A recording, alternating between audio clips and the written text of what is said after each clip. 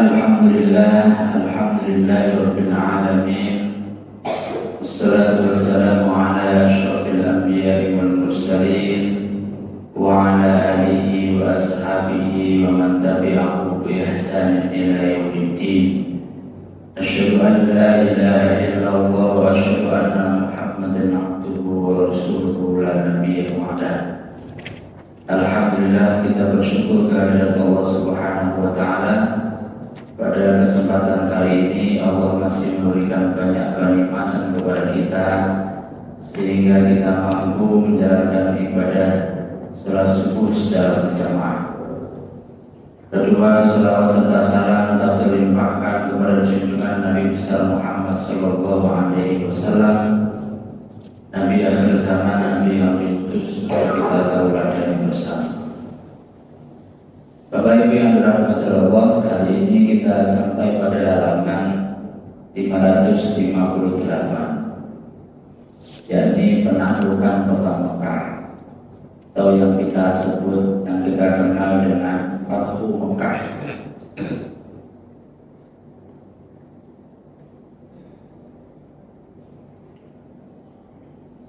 Pada pertemuan sebelumnya kita telah membahas tentang perang Mu'tah. Perang Mu'tah ini adalah perang melawan orang-orang Romawi. Kaum muslimin ketika itu memberikan surat kepada Raja Romawi, utusan, tetapi utusannya dibunuh sama orang-orang Romawi, sehingga kemudian Rasulullah mengirim 3.000 pasukan. Tetapi 3.000 pasukan itu kemudian dilawan dengan 200.000 pasukan. 100.000 dari pasukan Romawi dan 100.000 dari pasukan non-Romawi, jadi kabilah dan suku yang ada di sini. Walaupun umat Islam tidak bisa menang melawan Romawi, tetapi 3.000 melawan 200.000 itu Romawi hanya bisa memberikan kerugian kepada umat Islam, yaitu hanya 12 orang muslim yang meninggal dunia. Di situ komandan perangnya ada beberapa. Yang pertama itu Ja'far bin Abi Thalib, terus bin Abdul Thalib, kemudian Abdullah bin Rawaha, baru kemudian Khalid bin Walid. Nah, Khalid bin Walid inilah yang kemudian mengambil siasat yang sebagaimana saya jelaskan kemarin ya. Jadi seakan-akan ada bala bantuan datang, padahal sebenarnya ya 3.000 orang itu saja yang diputar-putar. Nah, yang kanan pindah ke kiri, yang kiri pindah ke kanan, yang depan pindah ke belakang, yang belakang pindah ke depan. Kemudian ketika umat muslim mundur, nah mestinya orang Romawi itu mengejar, tapi mereka tidak mengejar karena apa? Karena dikiranya itu adalah strategi perang. Dikiranya itu adalah mau berkumpul dengan pasukan yang lain yang ada di belakang. Pada akhirnya kemudian dengan peperangan itu banyak kabilah-kabilah yang masuk Islam karena mereka berdecak kagum dengan kejadian tersebut. Betapa umat Islam yang segitu sedikit mampu bertahan di tengah gempuran Romawi yang 200.000 orang. Nah, hari ini kita akan membahas tentang Fathu Mekah. Bapak Ibu masih ingat bahwasanya orang-orang muslimin dengan orang-orang kafir Quraisy itu masih dalam sebuah perjanjian, yaitu perjanjian Hudaybiyah.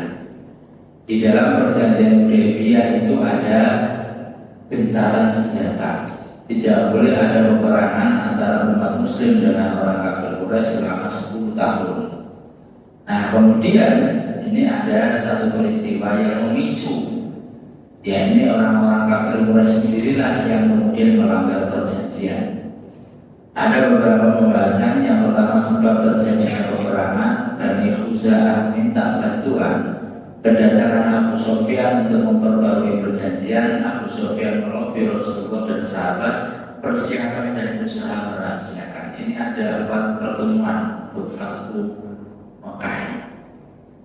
Bapak Ibu yang dirahmati Allah, jadi di dalam perjanjian Hudaybiyah itu ada poin begini. Siapapun yang ingin menjalin persekutuan dengan Muhammad maka silakan. Siapapun yang ingin bersekutu dengan pihak Quraisy silakan. Artinya ya, siapa saja yang mau masuk Islam silakan, siapa saja yang mau yang non Muslim atau Quraisy silakan. Apabila manapun yang telah bersekutu dengan salah satu kelompok ini, maka ia menjadi bagian atau tanggung jawab dari pihak tersebut. Pelanggaran yang dilakukan oleh kabilah tersebut dianggap sebagai pelanggaran yang dilakukan oleh kelompoknya. Jadi seperti ini. Ini Bani Khuza'ah itu kan ikut Rasulullah, bersekutu itu maksudnya ikut. Sedangkan Bani Bakar itu bersekutu atau ikut dengan kaum kafir Quraisy. Gitu. Misalkan nanti Bani Khuza'ah ini melanggar perjanjian, maka itu juga tanggung jawabnya Rasulullah. Berarti ya umat Muslim juga yang harus bertanggung jawab, menegur, mengingatkan, gitu ya. Begitu juga dengan Bani Bakar, kalau Bani Bakar itu salah melanggar perjanjian, maka orang Quraisy juga harus menegur, mengingatkan, dan juga bisa disalahkan. Nah kemudian Bani Khuza'ah dan Bani Bakar itu sebenarnya musuh bebuyutan. Ya, jadi sejak dulu itu musuh bebuyutan. Nah dengan datangnya Islam dan adanya perjanjian Hudaybiyah, hidup mereka menjadi tentram, aman dari konflik dan pertikaian. Sama kayak yang di Madinah itu ada dua suku yang kemudian awalnya bermusuhan, tapi karena kedatangan Islam mereka kemudian bisa berdamai. Nah kemudian ini awalnya adalah pada bulan Syawal tahun ke-8 Hijriah. Nah seorang namanya Naufal bin Muawiyah Ad-Dili itu bersama sekelompok dari Bani Bakar. Bani Bakar tadi itu yang bersekutu dengan orang kafir Quraisy menyerang Bani Khuza'ah. Menyerang Bani Khuza'ah. Nah, seorang tadi Bani Khuza'ah itu yang bersekutu dengan Rasulullah. Mereka melakukan penyerangan pada waktu malam hari. Nah, ketika itu orang Khuza'ah berada di salah satu mata air yang bernama Al-Watir. Dalam peristiwa itu Bani Bakar berhasil membunuh beberapa orang Bani Khuza'ah. Penyerangan itu memicu pertempuran di antara kedua belah pihak. Akhirnya bertengkar lagi. Padahal sudah akur. Di tengah kecaman itu orang Quraisy justru terjun dengan memberikan bantuan. Nah ini kesalahannya. Mestinya orang kafir Quraisy itu melerai. Kamu itu keliru, sekarang itu lagi perjanjian Hudaybiyah, nggak boleh menyerang orang lain. Tapi ini malah mendukung, ngasih senjata kepada Bani Bakar. Bahkan di antara tokoh Quraisy ada yang ikut berperang membantu, sudah memfasilitasi senjata, membantu juga. Lalu kemudian mereka terus membunuh Bani Khuza'ah sampai mereka terdesak dan masuk wilayah haram, masuk wilayah Haramain. Karena itu posisinya di luar tanah haramnya, peperangannya terus mereka masuk ke tanah haram. Nah sadar dengan tempat itu, Bani Bakar segera mengingatkan Naufal. Bani Bakar yang masih ini ingatkan Naufal lain, Naufal ini wilayah haram, tidak boleh kita itu berperang di wilayah haram. Jadi bukan hanya umat Muslim, orang kafir Quraisy pun meyakini bahwa di wilayah haramnya itu tidak boleh ada peperangan. Di daerah Mekah Madinah itu tidak boleh ada peperangan. Itu diingatkan ya, Naufal itu diingatkan. Tapi Naufal justru membalas dengan ucapan yang sangat buruk. Tidak ada Tuhan lagi bagi tanah haram ini. Wahai Bani Bakar, tuntaskan dendam kalian. Demi hidupku, dahulu kalian mencuri di tanah haram. Sekarang apa kalian takut menyelesaikan dendam di sini? Akhirnya kemudian masuk di kawasan Mekah, orang-orang Khuza'ah. Mereka segera mencari perlindungan ke rumah Budayl ya, di rumahnya Budayl bin Warqa Al-Khuzai, dan rumah mantan budak mereka yang dikenal dengan nama Rafi. Maksudnya pokoknya ingin bersembunyi dari kejaran orang-orang Bani Bakar. Kemudian Bani Khuza'ah meminta bantuan. Amr bin Salim Al-Khuzai segera meluncur ke Madinah untuk menemui Rasulullah. Ya karena ini bersekutu dengan Rasulullah, akhirnya mereka pergi ke Madinah untuk melaporkan bahwa Rasulullah itu Bani Bakar ini sudah mengkhianati perjanjian, mereka menyerang kita. Saya minta bantuan. Amr meminta bantuan kepada Rasulullah dengan bersakir. Nasrta ya Amr ibn Salim inna hadhihi sahabah litastahila binasli Bani Ka'ab.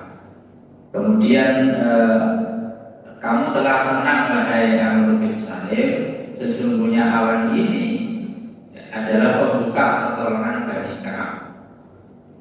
Tidak berselang lama, kemudian Budail bin Warqah bersama beberapa orang dari Khuza'ah tiba di hadapan Rasulullah. Mereka mengabarkan jumlah korban, jadi ada 2 orang tadi yang menunjukkan bukti-bukti bahwasanya orang Quraisy itu membantu Bani Bakar menyuplai senjata, membantu peperangan. Nah, kalau sekarang buktinya mungkin foto ya, kalau dulu tidak tahu buktinya apa begitu. Dan ada saksi-saksi begitu. Kita tidak berbohong bahwasanya Bani Bakar itu memang menyerang Bani Khuza'ah. Kemudian, Abu Sufyan, orang kafir Quraisy itu mendapat informasi bahwasanya Bani Bakar itu berkhianat. Rasulullah mendapatkan informasi bahwasanya orang Quraisy itu berkhianat, sehingga Rasulullah memberitahu kepada seluruh sahabat tentang sikap yang akan diambil oleh orang suku Quraisy dalam usaha mengatasi pengkhianatan itu. Rasulullah itu sudah nanti bahwasanya nanti besok pasti akan ada Abu Sufyan ke Madinah untuk melobi Rasulullah. Karena Abi Sufyan bacaakum liyasudul abda wa yaridu bil abda wa yazidu fil abda. Abu Sufyan akan datang ke Madinah untuk memperbarui perjanjian, bahkan ia akan meminta perpanjangan tempo masa berjalan senjata. Jadi kenapa Abu Sufyan itu ke Madinah untuk memperbarui perjanjian Hudaybiyah? Karena kalau nggak begitu, mesti Muhammad dan sahabatnya akan ke Mekah menyerang kita karena kita sudah melanggar perjanjian. Maka kemudian dilobi, gimana kalau perjanjiannya kita rubah dan kita perpanjang, ya, kita ralah begitu ya. Sehingga apa yang kita lakukan ini bukanlah sebuah kesalahan. Nah ini Abu Sufyan belum datang, tapi Rasulullah itu sudah tahu dan para sahabat diberitahu. Akhirnya kemudian Abu Sufyan menuju Madinah. Nah, ketika menuju Madinah ini, Budail yang tadi sudah melapor kepada Rasulullah dari Bani Khuza'ah itu pulang. Jadi Budail dulu lapor supaya Rasulullah kita itu diserang, seterusnya. Kemudian Budail pulang, Abu Sufyan berangkat di tengah perjalanan ketemu. Kemudian mereka dalam perjalanan ke Mekah, sepulangnya dari Madinah. Meski telah merasa yakin jika Budail dari Madinah, tapi Abu Sufyan bertanya, Abu Sufyan itu, wah ini kok ya Budail lapor kepada Rasulullah. Sehingga Abu Sufyan tanya, wahai Budail, kau dari mana dan siapa yang kau temui? Kamu pasti dari Rasulullah, gitu ya. Budail menjawab, enggak kok, kami hanya jalan-jalan di pesisir pantai dan berkeliling ke beberapa lembah. Ya. Kita nggak wadul ke Rasulullah. Kemudian Abu Sufyan mendesak, bukankah kamu datang menemui Muhammad? Ya. Abu Sufyan bertanya, ya, kita nggak ketemu Muhammad gitu. Dia menutupi. Nah kemudian setelah Budail itu melanjutkan perjalanan ke Mekah, sudah selesai ngobrol-ngobrol, jadi Budail ke Mekah, Abu Sufyan ke Madinah. Abu Sufyan itu masih penasaran, ini Budail lain dusui ya. Dia mengatakan jika Budail pulang dari Madinah, tentu hewan tunggangannya ini memakan makanan yang mengandung biji-bijian.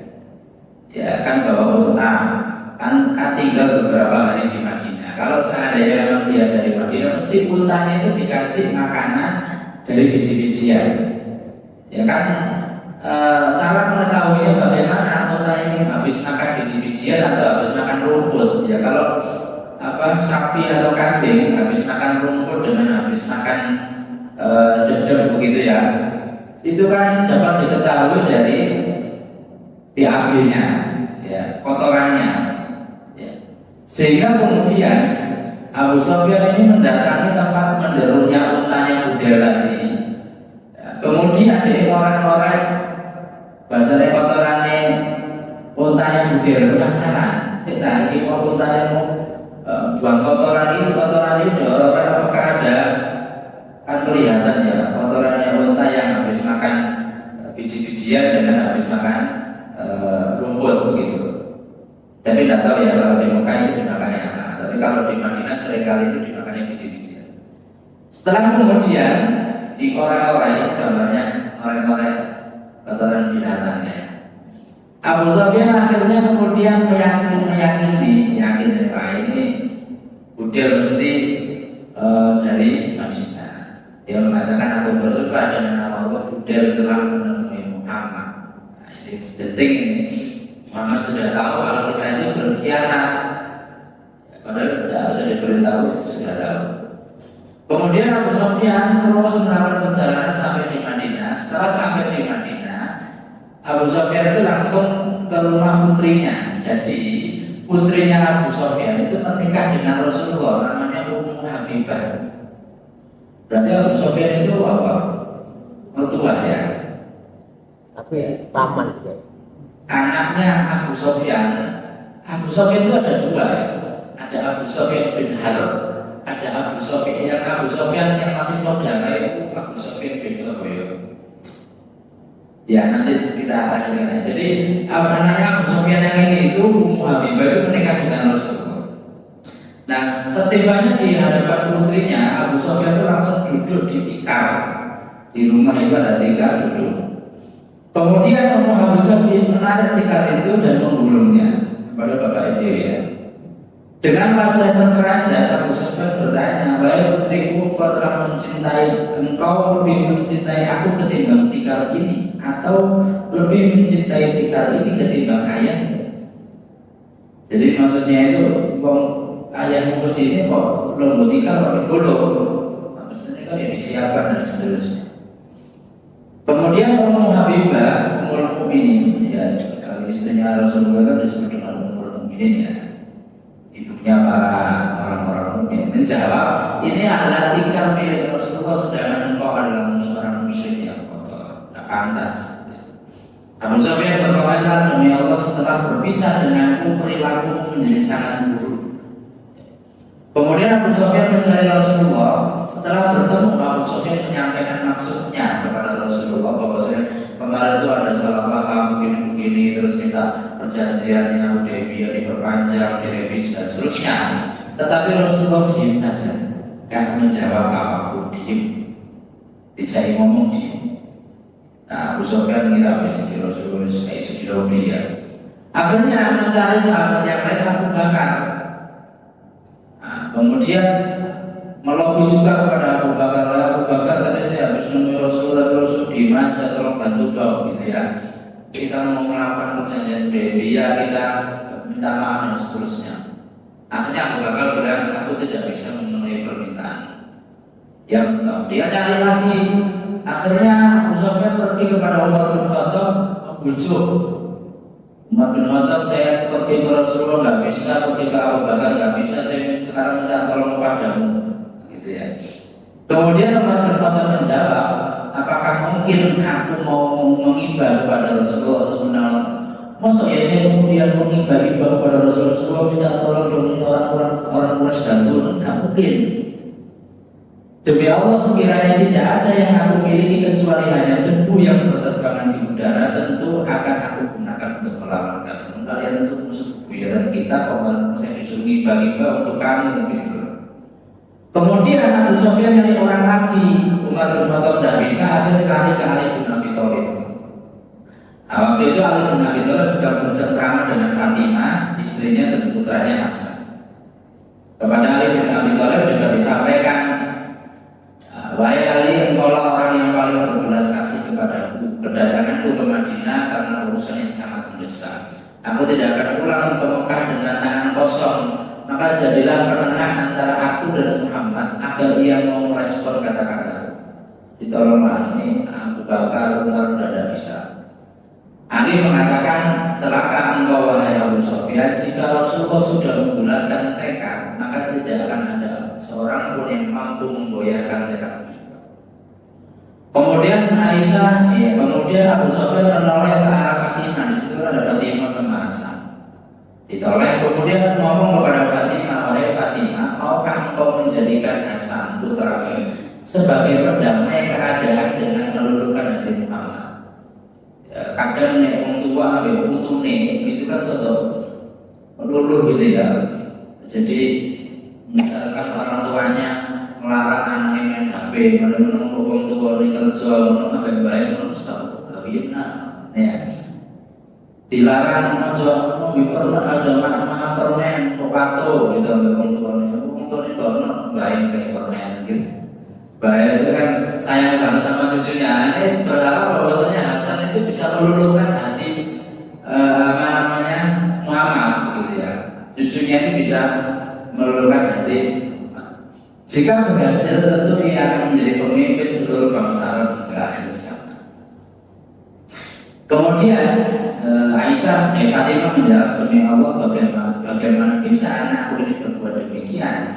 Bahkan tiada seorang pun yang mampu menghalangi tindakan Rasulullah. Wahai Abu Hasan, aku mendapati keadaan semakin genting, maka berilah aku nasihat. Jadi Ali disuruh minta beri nasihat. Akhirnya Ali menjawab, demi Allah, aku juga tidak tahu apa sebenarnya nasihat yang baik untuk dirimu. Tetapi kau bisa melakukan satu hal. Apa itu? Karena kau termasuk pemuka Bani Kinanah, maka bangkit dan temuilah mereka. Mintalah perlindungan kepada mereka dan pulanglah ke tanah air. Jadi ada sebuah Bani yang memang masih ada hubungan kerabat dengan Ali, itu mintalah ke mereka, minta bantuan ke mereka. Kemudian Abu Sufyan mengatakan, apakah hal ini bermanfaat untukku? Tanya Abu Sufyan. Demi Allah, aku tidak menjamin demikian. Nggak mesti sih, tapi ya tidak ada jalan lain selain ini. Akhirnya kemudian Abu Sufyan berteriak di masjid, mengatakan, wahai sekalian manusia, sesungguhnya aku telah meminta perlindungan di tengah banyak orang. Maksudnya itu ya sudah mengibar kemana-mana, tidak bisa lah, kayak pesane begitu kan. Selesai berkata demikian, akhirnya Abu Sufyan mengendarai untanya meninggalkan Madinah menuju Mekah dengan tangan kosong dan lesu. Sehingga ya udah Maret nih meninggal Rasulullah menuju Mekah, kita sudah selesai gitu ya. Soalnya apa? Ya orang biasa kayak gitu dilawan, apalagi kita sebagai orang kafir Quraisy di Mekah itu sudah tidak ada apa-apanya. Ya. Akhirnya Abu Sufyan pulang ke Mekah. Jadi tadi kalau kita rangkum lobiannya Abu Sufyan kepada Rasulullah dan para sahabat, jadi menuju ke Rasulullah itu Rasulullah tidak menjawab apapun. Kepada Abu Bakar jawabannya, aku tidak bisa memenuhi permintaanmu. Kepada Umar, apakah aku mungkin mengimbau kepada Rasulullah untuk menolong kalian? Kemudian kepada Ali mengatakan, jika Rasulullah sudah membulatkan tekad, maka tidak ada seorang pun yang mampu menggoyahkan tekad ini. Kepada Fatimah, jawabnya Fatimah, bagaimana mungkin anakku ini bisa berbuat demikian? Kepada Bani Kinanah, tidak ada yang menjawab Abu Sufyan. Jadi teriak-teriak di masjid itu kalau sing jawab Bani Kinanah. Kemudian setibanya Abu Sufyan di Mekah, ditanya orang-orang Quraisy, kok ini berhasil atau tidak? Apa yang kau dapatkan? Orang-orang yang hadir berkata, celaka engkau, nasihat itu tak lebih dari sekedar cemooh dan terhadap. Dia menceritakan ke Rasulullah tidak bisa, ke Abu Bakar tidak bisa, ke Umar tidak bisa, ke Ali tidak bisa, ke Fatimah tidak bisa. Tapi Ali menyarankan begini, minta tolong kepada Kinanah. Tapi orang Quraisy mengatakan, nasihat itu tak lebih dari sekedar cemoohan untuk menghina aku itu. Tidak, demi Allah, aku tidak mendapati ada pilihan yang lebih baik dari usulannya. Memang tidak ada cara lain di situ aja, gitu ya. Kemudian persiapan dan usaha merahasiakan. Rasulullah memerintahkan Aisyah untuk mempersiapkan perlengkapan menuju Mekah. Ya, 3 hari sebelum menerima berita pelanggaran perjanjian. Ini menarik. Sebelum Bani Bakar itu melanggar perjanjian dan sebelum Abu Sufyan itu datang ke Madinah, Rasulullah sudah meminta kepada Aisyah untuk menyiapkan baju perang Rasulullah. Aisyah juga nggak tahu ini mau ngapain gitu ya. Terus kemudian Abu Bakar datang menjenguk putrinya, kemudian melihat Rasulullah kok mau siap-siap mau perang ini mau kemana? Wahai putri, untuk apa semua peralatan ini? Demi Allah, aku tidak tahu, jawab Aisyah. Abu Bakar berkata, demi Allah, persiapan ini bukanlah untuk memerangi orang Romawi. Soalnya baru kemarin dengan Romawi. Dengan orang Quraisy nggak mungkin, kita masih dalam perjanjian. Terus mau kemana ya Rasulullah ini ya? Gitu. Itu 3 hari sebelum perjanjian. Aisyah menjawab, entahlah, demi Allah, aku nggak tahu. Pokoknya disuruh siapin gitu aja. Baru kemudian setelah kejadian itu, ternyata Rasulullah sebelumnya sudah tahu. Beliau memberitahukan para sahabatnya bahwa mereka akan bergerak menuju Mekah. Siap-siap ya, kita menuju Mekah. Sudah saatnya kita taklukkan Mekah. Ini Madinah sudah tertakluk, sudah menjadi kota Nabi. Kemudian Mekah. Nanti kalau Mekah sudah tertaklukkan, semuanya masuk Islam. Nanti sudah ada dari Islam lagi. Jadi Mekah Madinah sudah dikuasai oleh Muslim. Kemudian Rasulullah bersabda, Allahumma khudil uyun wal akhbar an Quraisy hatta nabghatiha fi biladi. Ya Allah, rahasiakanlah berita ini dari mata dan telinga orang-orang Quraisy hingga kami dapat menyerbu Mekah dengan dibalik. Maksudnya itu berita penyerangan Mekah itu dirahasiakan. Jangan sampai ada yang membocorkan. Tetapi ada salah satu sahabat itu yang membocorkan, ternyata namanya Hatib bin Abu Balta'a. Itu menulis surat yang ditujukan kepada orang-orang Quraisy di Mekah, menginformasikan bahwasanya Rasulullah mau berteri ke Mekah menyerang. Padahal Rasulullah itu ingin merahasiakan. Ternyata ada satu sahabat namanya Hatib itu membocorkan. Dia menulis surat kepada orang Quraisy, kemudian diberikan kepada wanita untuk sebagai kurir. Nyuruh seorang wanita dikasih uang, ini tolong surat ini bawa ke Mekah, beritahu orang Mekah bahwasanya Rasulullah mau berteri ke sana, gitu. Padahal sudah dirahasiakan.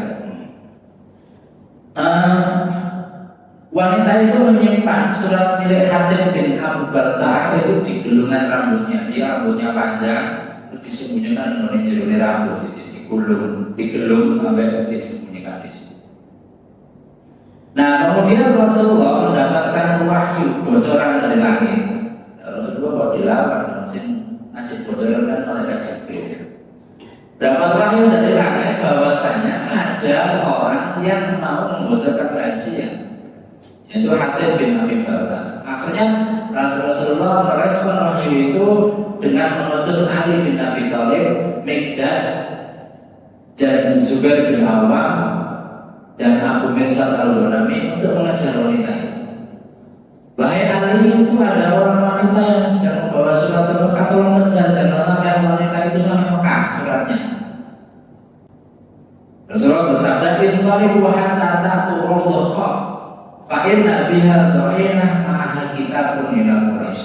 Berangkatlah kalian menuju Rawdha, itu tempat. Di sana kalian akan mendapati seorang wanita yang dia itu membawa sebuah surat untuk orang Quraisy. Apa orang wanita itu? Jangan sampai surat itu nyampe ke Mekah. Akhirnya dikejar sampai Rawdha, ternyata sampai Rawdha ketemu dengan seorang wanita. Kemudian wanita itu diinterogasi, ya, tanya, apakah kamu membawa surat untuk orang Quraisy? Nah, saya nggak bawa apa-apa, gitu kata wanita itu. Aku tidak membawa sebuah surat pun. Jawabnya berbohong. Akhirnya kemudian Ali bin Abi Thalib dan para sahabat itu memeriksa kendaraan wanita itu. Unta-untanya diperiksa, digeledah, ada surat. Kemudian Ali berkata, kamu bersumpah dengan Allah, nggak mungkin Rasulullah itu berbohong, mesti kamu bawa surat. Jadi pokoknya ayat-ayat, apa namanya, kata wanita itu nggak bawa, atau kata Ali bin Abi Thalib itu mesti bawa, Rasulullah nggak mungkin berbohong. Nah, ini halaman 562, persiapan penyerangan dan upaya tidak mempublikasikan. Kemudian akhirnya Ali sudah maksa, ya. Jika engkau tidak menyerahkan surat itu pada kami, maka kami akan menelanjangi. Kamu tak berani, ya. Maksudnya itu ya, mereka mau berbendaran, bergerayangan, kabel, mohon maaf, ya, mohon izin. Salah yang membuat jujur, ya, bergerayangan kabel demi mencari surat itu. Akhirnya wanita itu apa ya? Sudah lebih juga, ini kalau serius ya. Akhirnya sudah ada pesanan, saya mau buka rambut saya. Setelah Ali bin Abi Thalib ada pesanan, wanita itu membuka gelungan rambutnya dan menunjukkan surat itu. Sudah dibaca surat itu. Nah, setelah para sahabat berpaling, wanita itu mengurai gelungan rambutnya dan mengeluarkan surat dalam gelungan. Setelah menerima surat itu, mereka bergerak menyusul Rasulullah dan menyerahkan surat Rasulullah kepada beliau, dan kemudian dibaca oleh sahabat, dan para sahabat kaget karena di dalam surat itu tertulis fa'idha fihi min Hatib ibnu Abi Balta'a ila Quraisy. Loh, ini yang tulis Hatib ibnu Abi Balta'a. Padahal Hatib ini